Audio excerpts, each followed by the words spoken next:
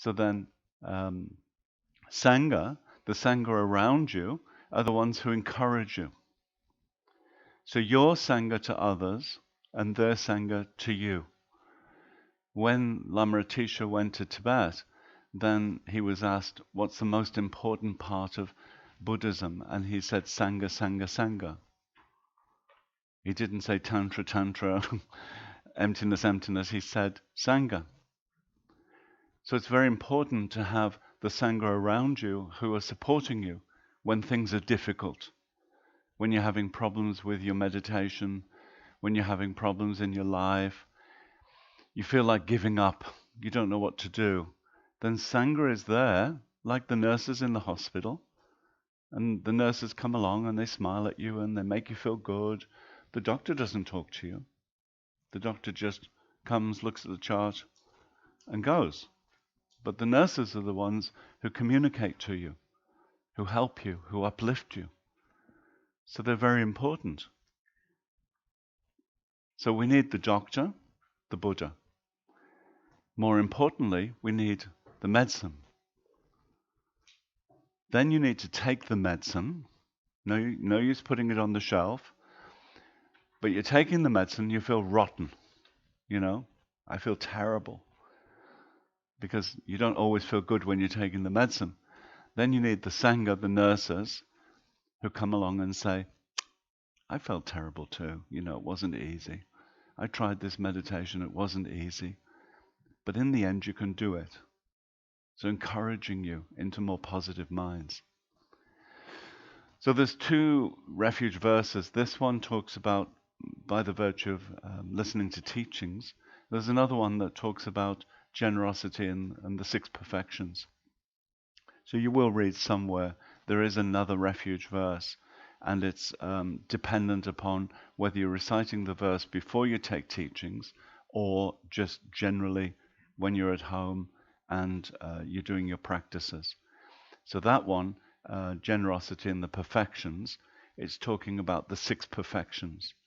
So the six perfections are when you've decided to become a bodhisattva, you're on the bodhisattva path, what do you practice? What do you do? So it's the six perfections of generosity, morality, patience, joy, concentration, right view. So these are the six perfections. Okay? Okay. Thank you. Sangye chodan soki choknam la jancho padu dakni kyapsu chi dagi jinso gipe sonam ki drola panchir sangye drapar shog sangye chodan soki choknam la Janjo Badu Dagni Kyapsu Chi Dagi Jinso Gipe Sonam Ki Drola Panchir Sange Drapar Shog. I go for refuge until I'm enlightened to the Buddha, the Dharma, and the Supreme Assembly. By the merits I create through listening to the Dharma, may I become a Buddha in order to benefit all sentient beings. So do you remember the mudra from yesterday? Here we go, a little bit of drama. So Mount Meru, the four continents, the sun and the moon, representing all the happinesses and the pleasures of samsara, nirvana. And you're offering all those beautiful objects in your mind. So flowers, incense, good smell, good food.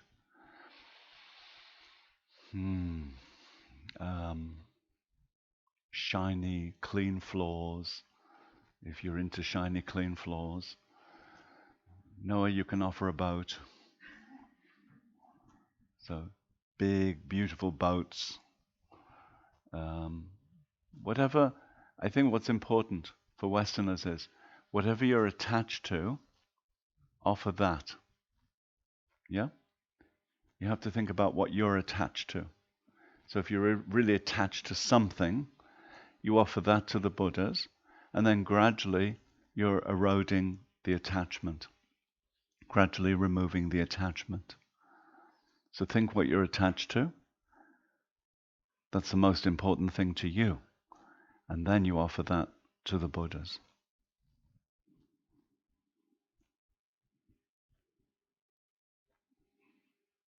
Saji Perki Jogshing Metog Tramri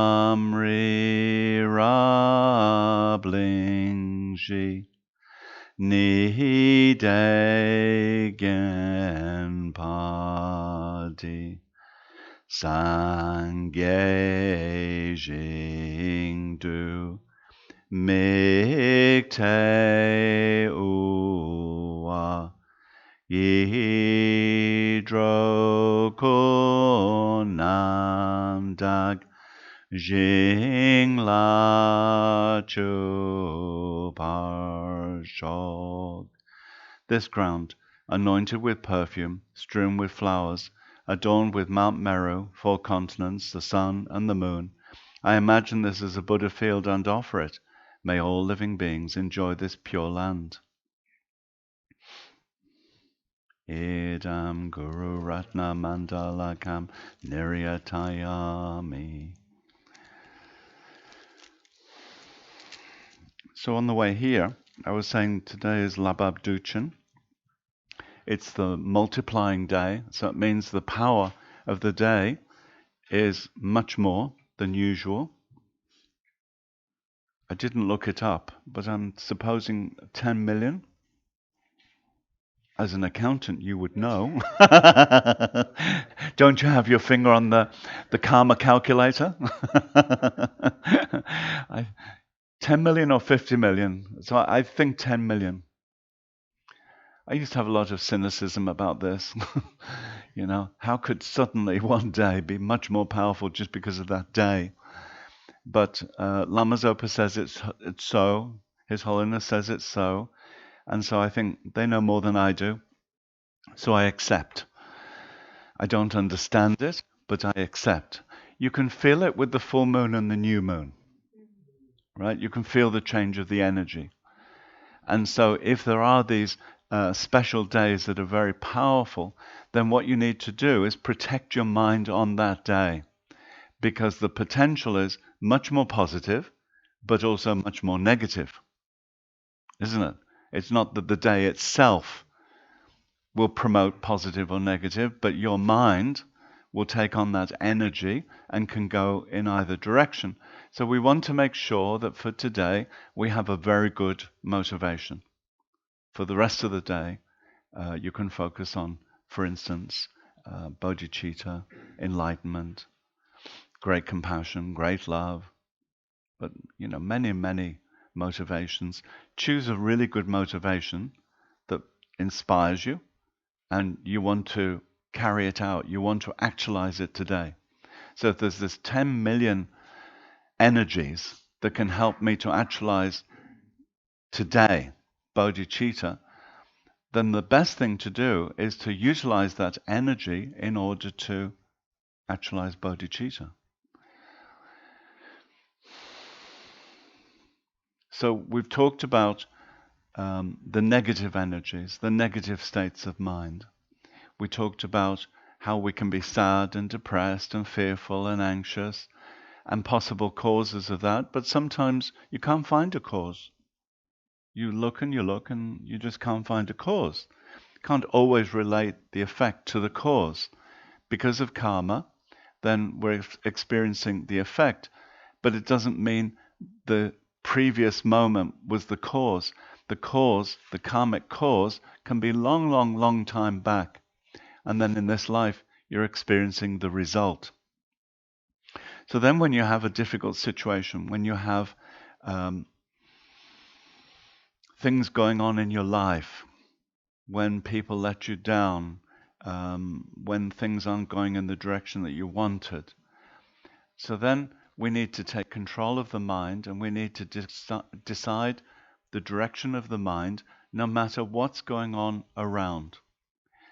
So we have the conditions, but we're not going to allow the conditions to create negative states of mind, because if they do, the result is going to be more negative emotions and more negative conditions. So I can't go into karma, there's no time, but I think what you should know is there are 4 parts to karma. So within those 4 parts of karma, if you create a perfect negative karmic action, it's going to become a propelling karma which will create your future rebirth. Okay, so if you're interested in karma, you can go down to the library and get a Lamrim book and you can look it up. But all I want to tell you is there are 4 parts to karma. If the karma is complete, at the end of doing this negative action, you were satisfied, you were happy you did it, which completes it. Then that becomes what's known as a propelling karma. It creates a future life. What's important to know is if you weren't satisfied at the end, if you didn't rejoice at the end, then it's 3 parts or 2 parts out of the 4. Okay, so 2 or 3. What happens when it's only 2 or 3? It becomes the conditions in which you live. So if you stole, if you lied, etc., then these incomplete karmas provide you with the conditions that are around you that make life difficult. So when we're considering why we're experiencing what we're experiencing, one thing is that we created the karma to experience this result, precious human rebirth, which means you have to have practiced the 6 perfections, not necessarily in one life, but you have to have practiced the 6 perfections in various lives. So all of those conditions came together, those karmic causes came together in order to give you this precious human rebirth. But it doesn't mean everything's perfect. Then sometimes things go wrong, somebody cheats you, or you end up in a difficult area where people don't like you, or people are stealing from you, or whatever it is. Then to know that you can't blame the outside for what's happening, you have to blame the karmic causes which are incomplete, which are providing you with the background. You got it? This makes you much more cautious about even the small karmas. Because often we become concerned about the big karmas, the 4 parts complete. But what about the small karmas? If you let them go and you don't purify them, you don't regret them, in the future they will end up as negative conditions in which you're living, and then you don't feel very comfortable and very happy about it.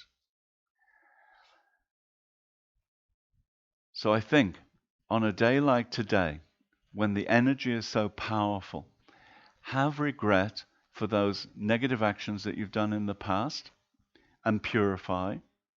So in the sense of, I don't want to repeat them, I regret them, and I would like to apply the antidote to them. So make a decision today, long-term plan as opposed to short-term plan. You know, from today onwards, this is what I'm going to do. Then also, using the power of today, do as much as you can to accumulate merit. So that's if you like to recite mantra, recite mantra. If you like to circumambulate, you can circumambulate the gompa. There's so many holy objects in this gompa. Circumambulating the stupas, having just good thoughts, you know, promoting good thoughts, good ways of thinking, also accumulates so much merit. But don't just do it for yourself, your family, your friends. Do it for all sentient beings so that they all benefit. Because in the future, when you're reborn, you want to have karmic connections with countless sentient beings so that when you have the ability to help them, you can help them. Because otherwise, you're there as a Buddha, no karmic connections, and you can't help anybody. So you've got to reach out. Right? They're already reaching out. The suffering ones are already reaching out. They want help.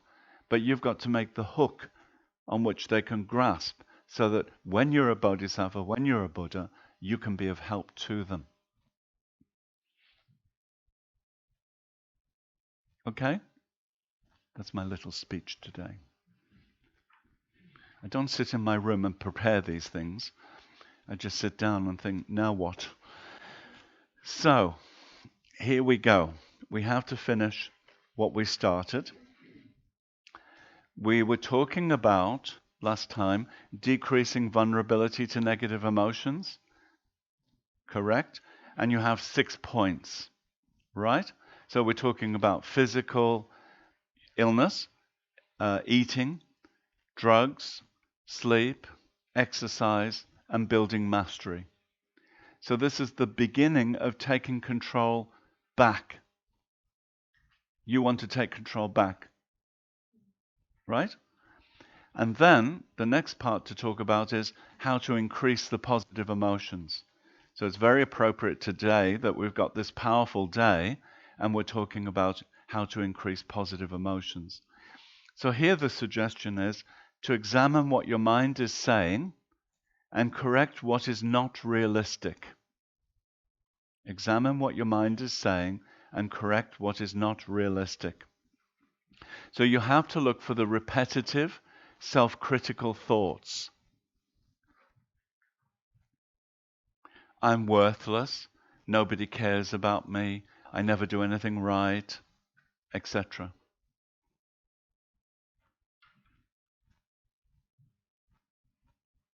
So when we analyze these self-critical thoughts, when we discover that we're doing it to ourselves, we analyze them, then we realize that these self-critical thoughts are untrue.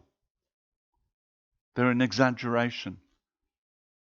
Maybe we can't do everything, but we can do something, so we're not useless at everything. We need to analyze these repetitive thoughts. We need to realize that they're mistaken. And we need to change. I used to say it's like music, like the elevator that you get in, and every 30 seconds the music keeps going around and around. So today you step in the elevator, tomorrow the same music going around and around.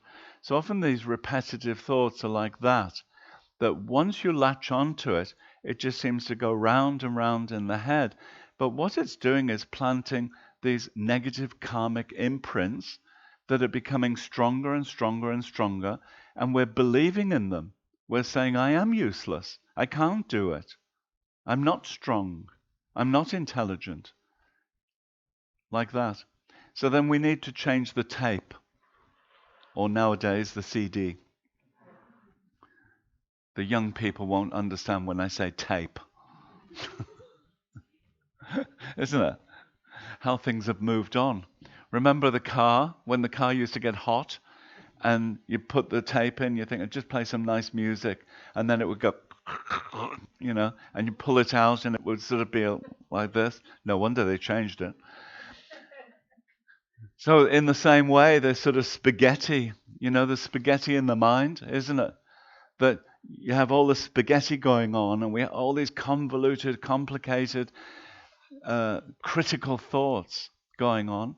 But up until now, because we weren't meditating, we weren't aware. Don't put the blame on yourself. Don't beat yourself and say, well, why didn't you stop this before? We just weren't aware. Because if you don't meditate, you're often not aware of the chatter that's going on inside the head. Or maybe sometimes somebody said something to you and you started to own it, something negative, you owned it, and then that becomes your self-criticism. So we need to check whether those self-critical thoughts are realistic. If not, you need to change them. So affirmations are very good, but you can write your own affirmations. I do have good qualities. There are people who care about me. When you say to yourself, nobody cares about me, nobody loves me, but you've got a family of 50. like that. You just wiped your family out. I don't think about my family at all. Um, it's these exaggerated, very negative thoughts that you're planting on your mind stream, which are going to ripen in the future as nobody cares about me because you're saying it over and over. I'm useless. I can't do anything. So when somebody asks you to do something, the immediate thought is, I'm useless. I can't do anything. And then you have to overcome that negative thought. So be very careful about these negative imprints you're planting because it's going to be the result in the future. We want to be able to do more for sentient beings, not less. There are things I do well. There are people who care about me. I am capable of whatever it is. There's a woman called Louise Hay.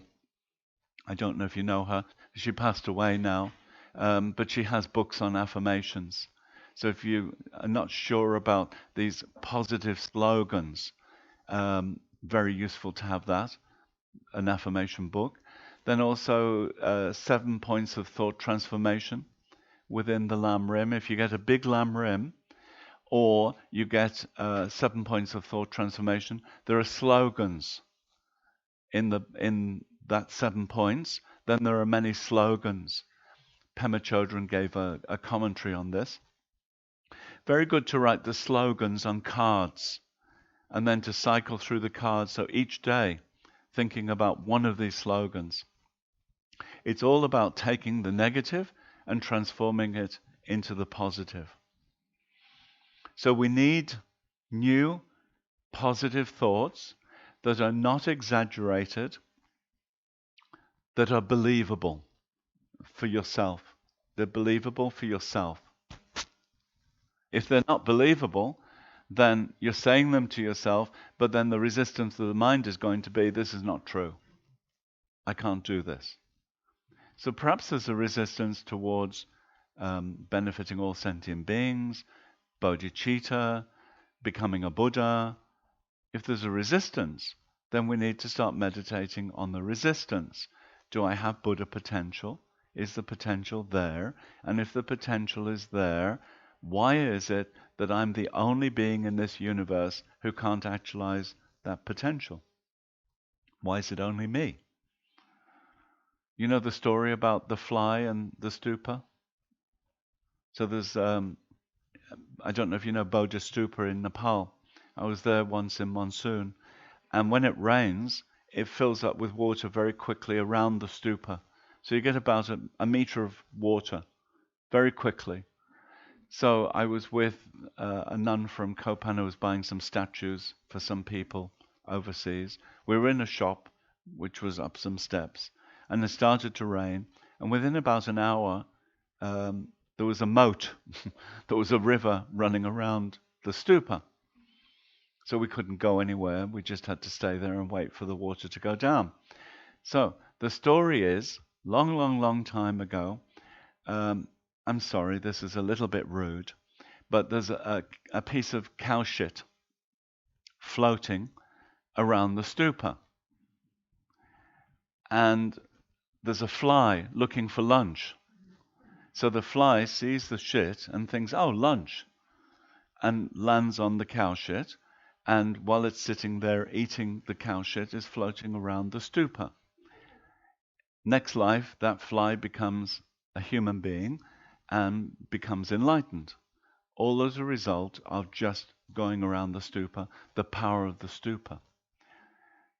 So I often think to myself, so if the fly can do it, why can't I? Right? Without any cognition, seemingly, just the power of the stupa, going around the stupa, that fly became enlightened. There's many stories in the Lam Rim about a bird hearing sutras in the next life, could memorize huge amounts of sutras. So many stories like this. So, correct the negative self-talk. Don't exaggerate the positive self-talk, and become more aware of what we're saying to ourselves. Okay, Where are we? Steps for increasing positive emotions. I will give you a bit later. Then, decreasing emotional suffering. How to decrease emotional suffering. Letting go of painful emotions through mindfulness. So these are ways that you can deal with your emotional suffering. The first that we're going to discuss is mindfulness. So the first suggestion is just to observe the emotion, to observe it, noticing its presence.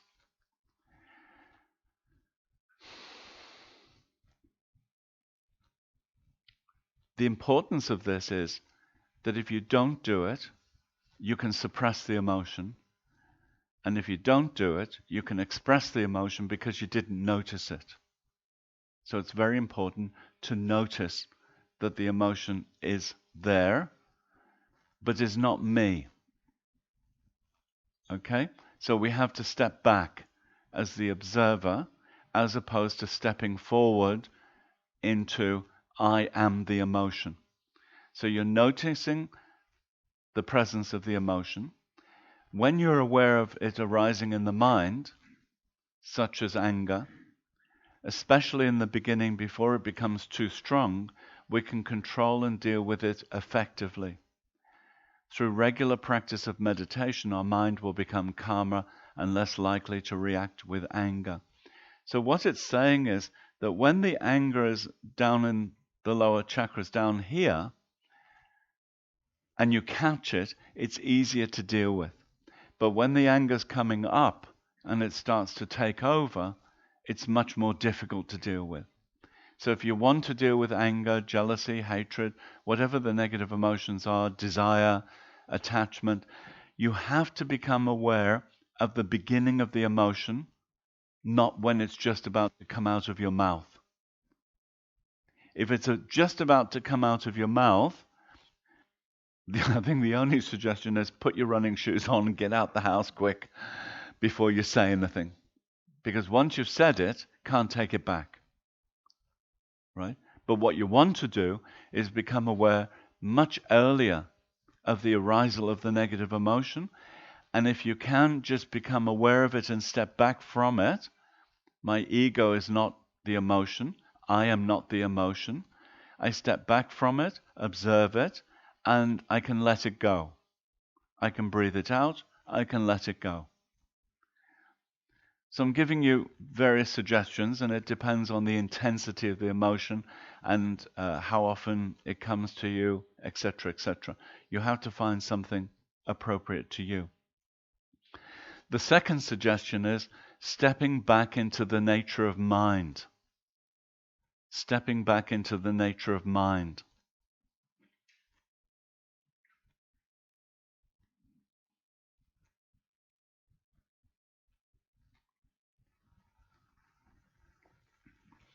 So this is the meditation that Jen robbed me of.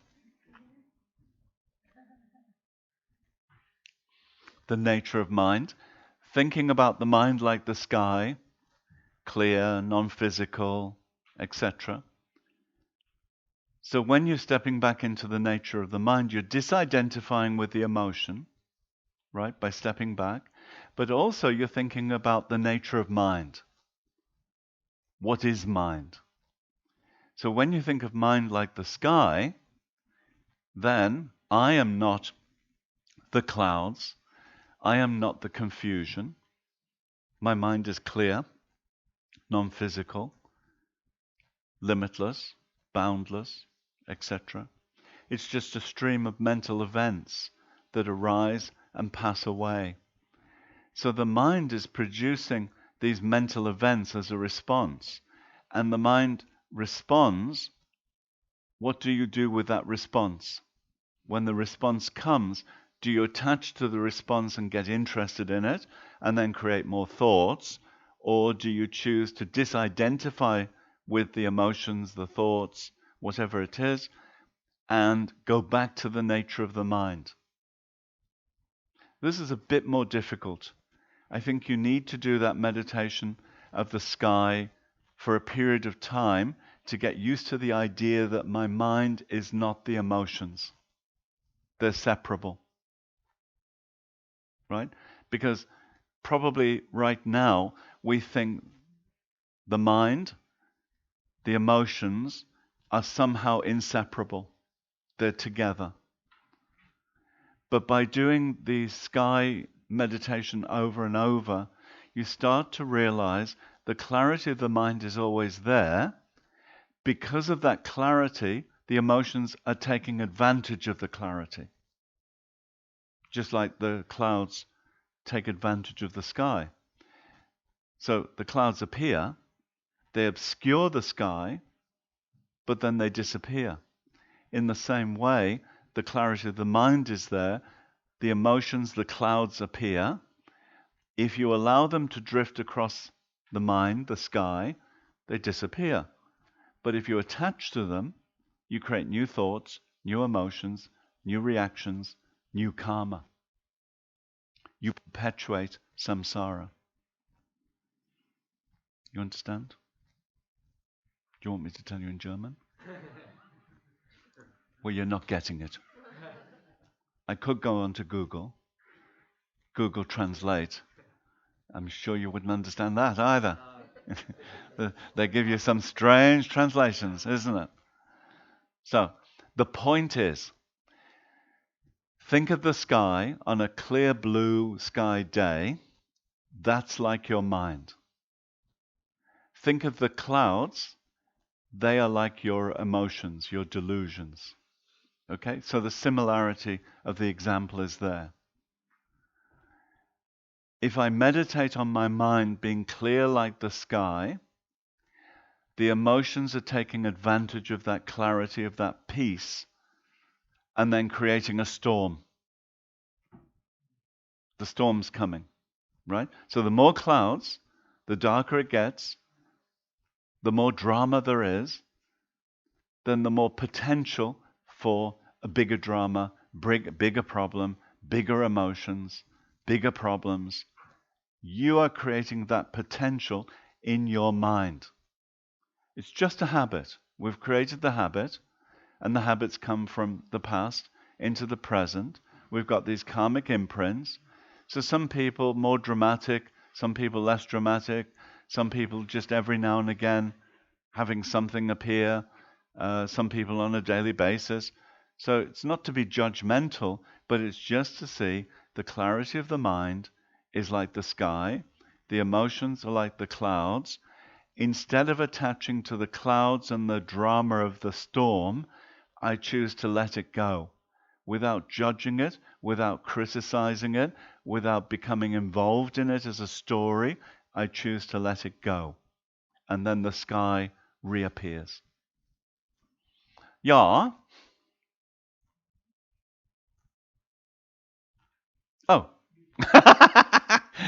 You did have something to say, I suppose.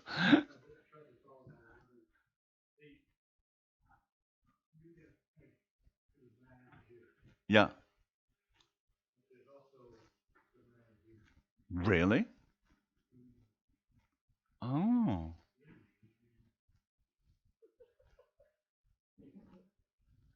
You're not talking about brain? Uh-huh. Uh-huh. But is it coming from mind or brain?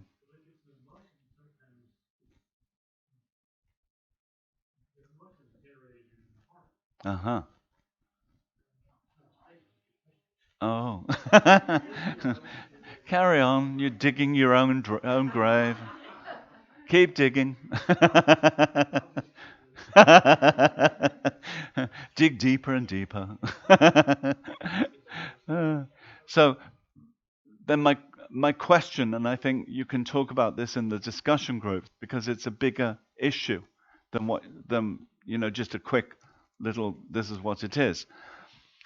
But who's the driver out of mind, brain, heart, ego, etc.? Who's the real driver? Who's uh, taking the car in the direction that I want to go. Okay?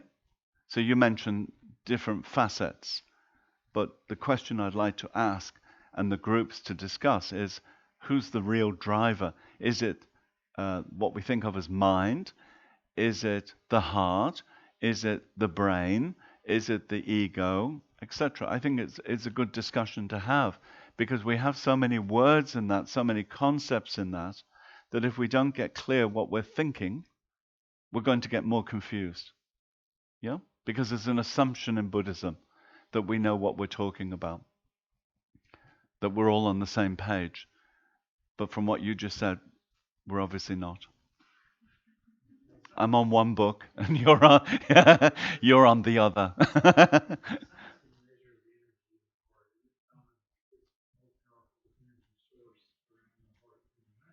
You've also got the stomach now. They call the stomach now down here the second brain, right? This is another one. So where does that fit in? The one,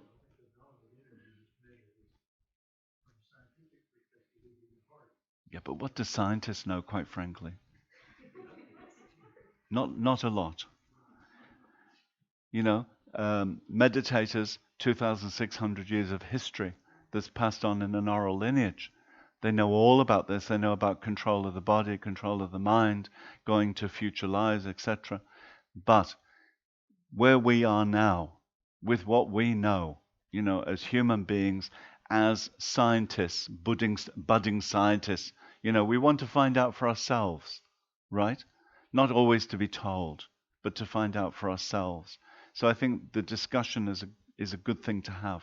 You may have it this afternoon because it's your last discussion. The course is nearly over.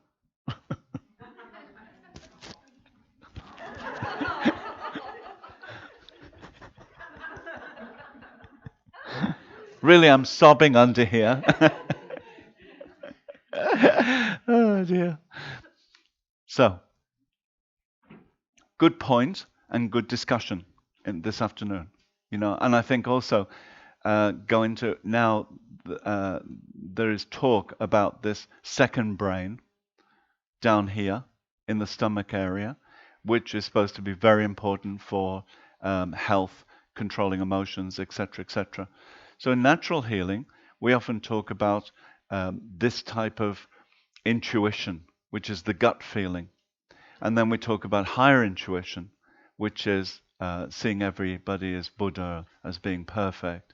So this would fit into the natural healing model. Lower intuition, lower brain, if you like, upper brain. Doesn't really fit into Buddhism because the chakras in Buddhism are different from the chakras in natural healing. And the understanding is different because the purpose is different. When I first went into natural healing and looked at it in relation to Buddhism, I couldn't understand why there were 5 chakras in Buddhism and 7 chakras in natural healing, and then the colors are different. And the energy in Buddhism comes from up here downwards, and in natural healing, it works from the bottom and it works upwards. So it's in natural healing, you're working from survival into emotions, into willpower, into the heart, and upwards. So you're working through the rawer energies into the more refined energies. In Buddhism, you're starting with the most refined energy, the connection to perfection, and then bringing that perfection down through the upper chakras, then into the lower chakras. So the purposes are different. In Buddhism, the 5 chakras are to do with the 5 Buddha families. It's 5 energies that are grouped according to the color of the Buddha and the energy of the Buddha. So you can't mix the 2 systems, but sometimes it's helpful to know about another system to understand your original system, So for me, it sort of helped to understand that there is this survival energy. I want to survive, right? That's the fight and flight. The root chakra is about, I want to survive. But then when you bring that survival into emotions then I want to survive at any rate, at any cost, you know? So why do people do extraordinarily negative things? Because of this lower chakra, I want to survive, I want to win, and I want to get what I want. So this is the lower chakras. And then the third chakra, around the navel, is about control. So I have these raw energies of I must win, but then you have willpower. And the third chakra is about holding those negative emotions. And so why do a lot of people get stomach problems, liver problems, kidney problems? You know, there's a lot of emotions in this area, isn't it? And so we have to start to deal with those emotions by not increasing them, but by releasing them and letting them go. Being aware when you have that tension in your stomach, when you have that feeling of heat in this area, that you're probably building a negative emotion. You're having a reaction.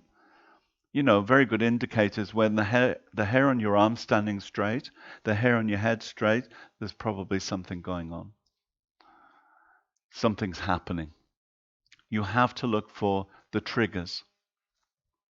Because sometimes, you know, you walk into your mother's house and she says something and you think, uh-oh, here we go. Or your sister or your brother or your friend, there's a trigger. And then the emotion starts to build. So here what it's saying is, you are not your emotion. But your ego will grab onto the emotion. And that ego and emotion together become a very powerful force because you've got ego, the basis is ignorance, creating more ignorance, which is the emotions, the delusions. So what's clouding your mind, what's confusing your mind is the ignorance along with the emotion. Like putting on colored glasses. So red for anger, green with envy, right? We have colors associated with emotions. So it's as if you're putting on colored glasses and you can't see anybody or anything in another way than this way. You understand? So it's as if you have become the emotion. So what it's saying is step back, think to yourself, I am not the emotion. I know the clarity of my mind is there, but I've got to allow the clarity to reappear, not reject and not be attached to, but just to be aware, just to be patient, and the clouds will clear and the clarity of the mind will be there. So that's that second technique.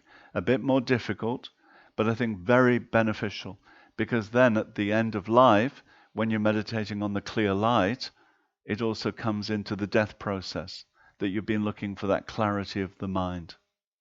Another meditation is watching the blah, blah, blah. I don't know if the meditation's called that, but it's quite a good title, isn't it? But I'm going to copyright it before any of you think of that. Watching the blah, blah, blah. So, blah, blah, blah, blah, blah, blah, blah, blah, blah. You know how that goes, isn't it? Chatter, chatter, chatter, chatter, chatter, chatter.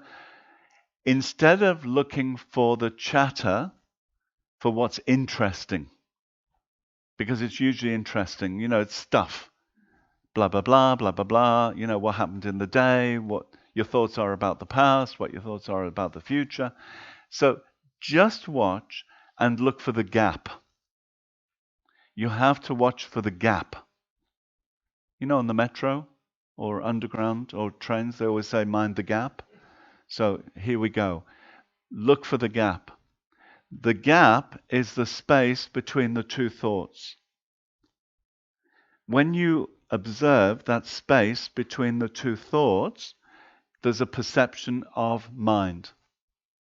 That's mind. That's clarity.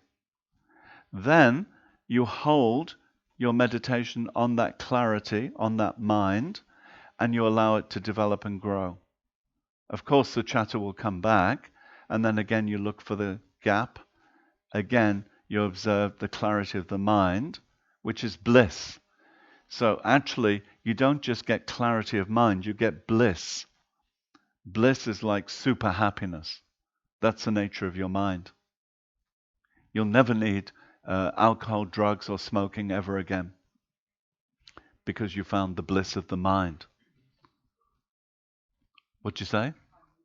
Oh, not just you, dear.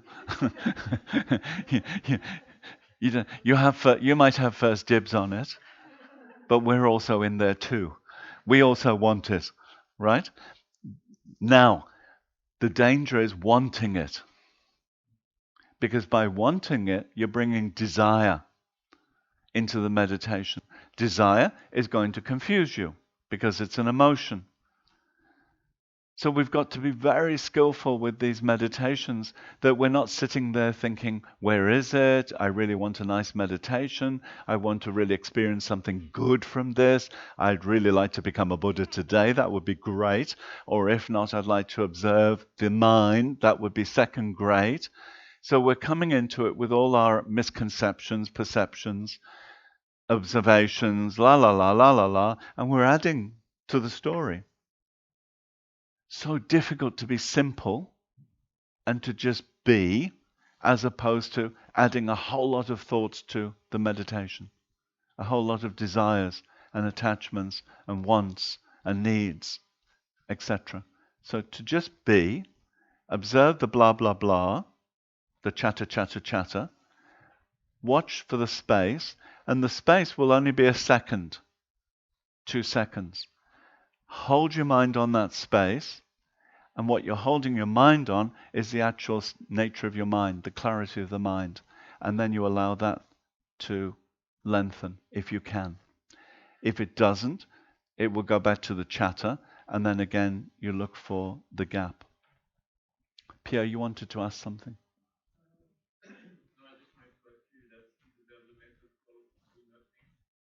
Do nothing. Do nothing? Doesn't sound like us, does it? Ah, yeah, it's probably similar then. I think maybe if you call it do nothing, it sounds like there's absolutely nothing to do, but actually there's a lot to do because your mind, your observation has to be very clear, has to be very sharp. Otherwise, you miss the gap. You stay in the chatter and you've missed the gap, and you think that there never is a gap. It's just chatter, chatter, chatter. So I agree with the sort of do nothing in the sense of don't add anything to it. We add so much to the meditation, so many expectations and projections, etc., that we make the whole meditation so complicated.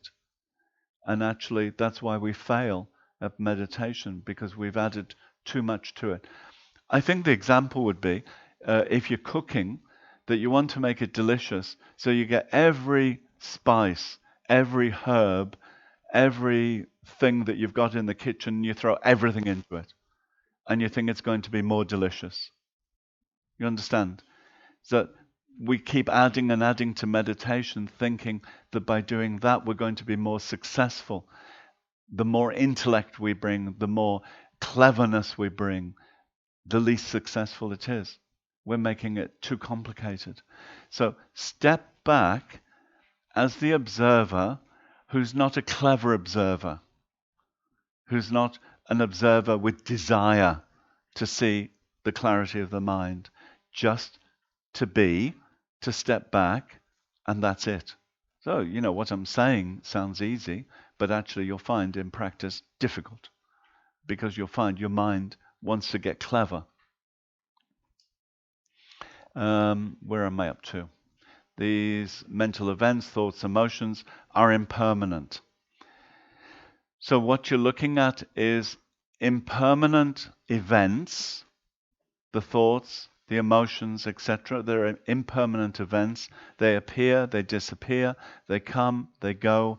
They're not permanent, they're not fixed entities. If you've already done meditation on the impermanence of phenomena, the impermanence of the mind, the impermanence of the body, the impermanence of the thoughts. When you start to get the idea that they are permanent, you can quickly counteract it because you've got the wisdom in your mind. So you have to have this DNA, if you like, of impermanence, so that whenever anything starts to look desirable, wantable, likable, and you start to fixate on it as unchanging, I want it to stay, then you need to go back to impermanence. So when the thoughts are appearing, and perhaps that tape, that self-critical thought that keeps going around and around and around, remind yourself it's impermanent and it doesn't have to stay. To disidentify with the emotions, think of them as clouds that arise and pass away in the sky. Number 2. So all of that was number 1. Don't worry, we'll be finished in a week. Number 1, observe your emotion by noticing its presence, by stepping back. Okay, there were 2 parts to it. Observing the emotion, notice its presence through mindfulness, awareness. The second part was stepping back into the nature of mind. Okay? Then number 2 is experiencing the emotion. So you've tried number 1, didn't work for you at all. Now we try a different technique, experiencing the emotion. So how would you experience it? This is when we go back to Buddha, who said, the mind is like a wave, like the ocean. You know, the waves are just coming and going.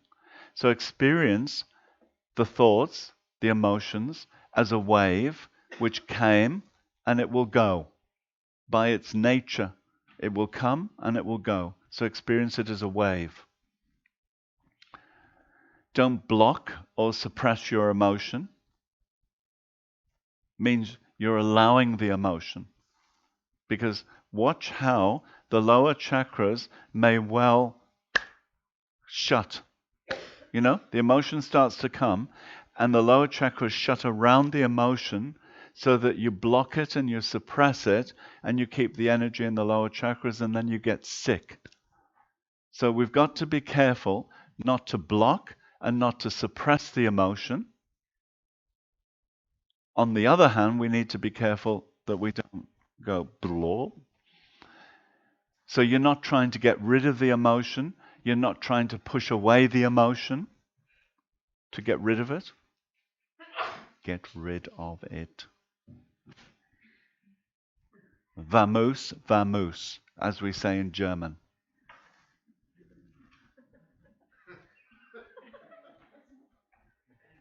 Yes, I do have different languages available. If anybody's stuck, I think I have the word. Chalo, chalo. Chalo, chalo. Okay? Got it? That's Hindi Spanish.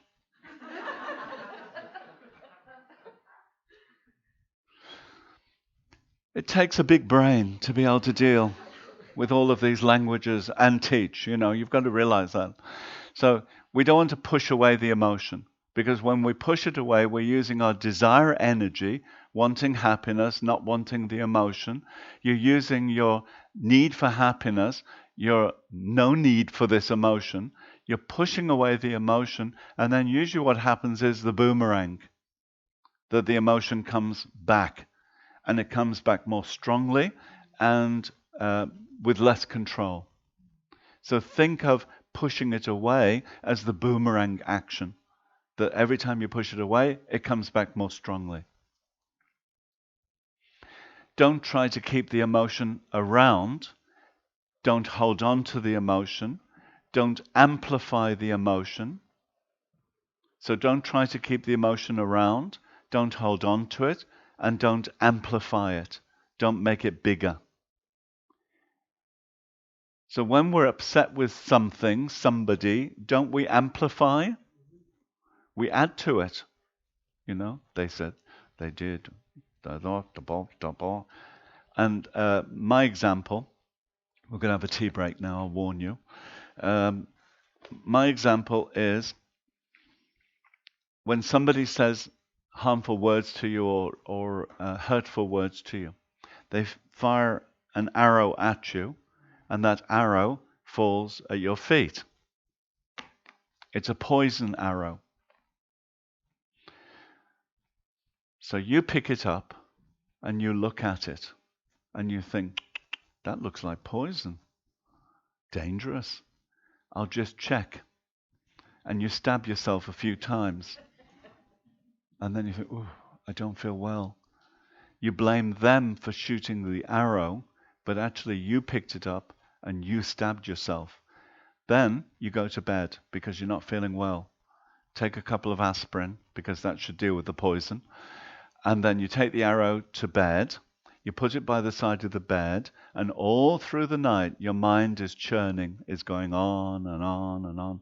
So you keep picking up the arrow, stabbing yourself a bit more, just to check it really is poison, and then put it back down. So who's to blame? The one who said the words, or the one who picked up the arrow and stabbed themselves with it? See yourself as doing it to you rather than becoming a victim, and there's nothing you can do about it. When you're the victim, you've got to try and change the other person. But if you see yourself picking up the arrow, then you take control and you learn not to pick up the arrow. Another way it's said is that when somebody says nasty words to you, it's like wind blowing past your ear. Bless you, my child. You don't have to grasp onto the air, to the wind. You can just let it go. It's up to you. Attachment and desire. When we have the habit of attachment and desire, it tends to reach out and say, what did you say? How did you say it? What was that look on your face? Why did you say the words like that? You know, we add to all the negativity of it, and then we feel like a victim because they did it to me. I'm not part of this, you know. I didn't pick up the arrow. I didn't grasp onto the words. But if we can try and change and let some of it go, then we produce less suffering for ourselves. Inevitably, somebody's going to say something bad about you, sooner or later. I read something on Facebook a few days ago by Zonzar Khyentse Rinpoche, and he said he was a very naughty child, and then many people used to criticize him. So he went to His Holiness Dilgo Khyentse Rinpoche, and he said, you know, many of the monks are criticizing me and saying I'm a really bad monk and a bad person. And Dilgo Khyentse said, well, you know, many people will criticize you and then many people will praise you. So what happens when many people are praising you? And then you need to remember that some people can criticize you. So whichever way it goes, when they're criticizing you, you remember there's some who really like you and would praise you. And when they're praising you, you remember some would criticize you. So you stay in the middle. You stay balanced. You don't buy into the criticism. However, what I have said many times in the past is, if somebody criticizes you, first you check whether it's true. Don't just immediately reject it. Check whether what they're saying is true. If it's true, then it's the ability to change. You need the ability to change, to use that information to change, to become a better person. But if what they said was untrue, you let it go. There's nothing more to do with it. You just let it go. But first you should check, because otherwise you become arrogant. You become beyond criticism. And then that's not right either. You know, in the 8 worldly concerns, we have praise and blame. In the West, we're very connected to praise and blame, isn't it? We want more praise and we want less blame. And when blame happens, we don't like it and we get upset about it. But first we need to check, did I do something wrong? Did I make a mistake? And if I did, then I need to correct the mistake. And perhaps I need to apologize to somebody. If I didn't, then I need to let go their judgment and their criticism. Okay, Time for tea.